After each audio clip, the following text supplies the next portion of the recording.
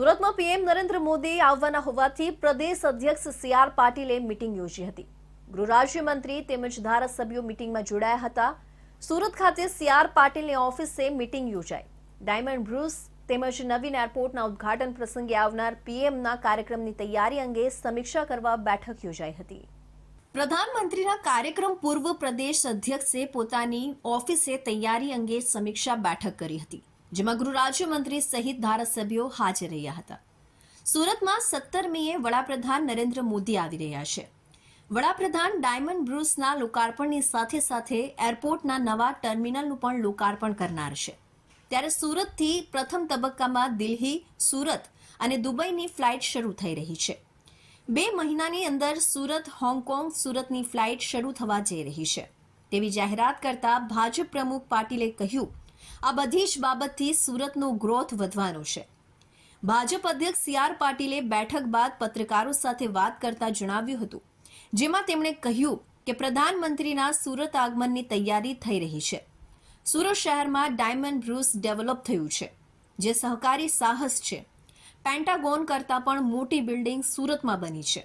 4400 જેટલા હીરા વેપારીઓ જોડાવાના છે. પહેલાથી જ 100% બુકિંગ થયું છે. આ એક ઐતિહાસિક છે. દેશ અને દુનિયામાં નામ રોશન થાય તે માટે પ્રધાનમંત્રી મોદી ઉદ્ઘાટન કરવાના છે. કસ્ટમ માટેની સુવિધા આપવા માટેની પણ સૂચના આપવામાં આવી છે. સુરત શહેરમાં જે એનું ડેવલપમેન્ટ થઈ રહ્યું છે એમાં 4 ચાંદ લાગી જાય એ પ્રકારનું એક નવું ડેવલપમેન્ટ થયું છે ડાયમંડ બુશનું. સુરત ડાયમંડ બુશ આમ તો સહકારી એક સાહસ છે, જેમાં સરકાર તરફથી એમને વેચાતી જમીન આપવામાં આવી છે. પરંતુ આખા દુનિયામાં પેન્ટાગોન સૌથી મોટી બિલ્ડિંગ હતી, એના કરતાં પણ વધારે બાંધકામ હોય એવી આ બિલ્ડિંગ દુનિયામાં સૌથી મોટી બિલ્ડિંગ એ સુરતમાં બની છે.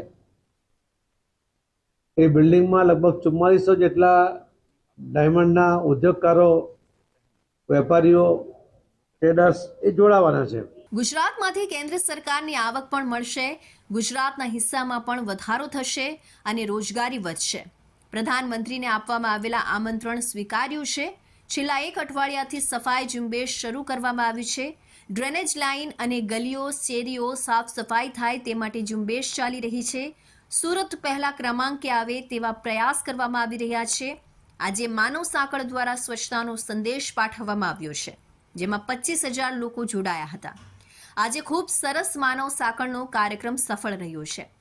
પ્રધાનમંત્રી સુરત પધારવાના હોવાથી તેમનો આભાર વ્યક્ત કરું છું, તેમ પાટીલે વધુમાં કહ્યું હતું.